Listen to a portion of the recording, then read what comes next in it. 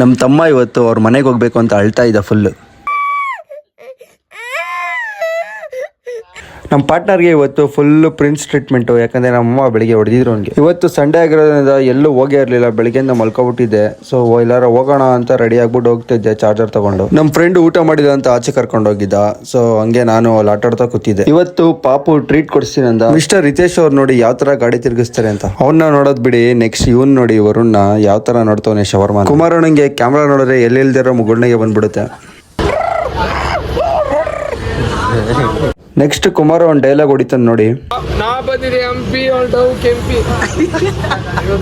ಒಂದು ತಂದೂರಿ ತಿನ್ನಕ್ಕೆ 4 ಜನ ಹೋಗಿದ್ದೀವಿ, 4 ಜನ ಹೆಂಗೆ ಕಾಯ್ತಾ ಇದೀವಿ ನೀವೇ ನೋಡಿ.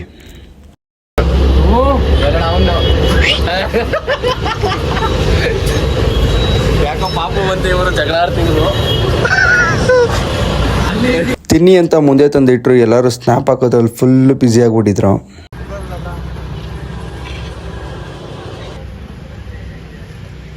ಕಿಸ್ಕೊಳ ಥ್ಯಾಂಕ್ ಯು ಸರ್.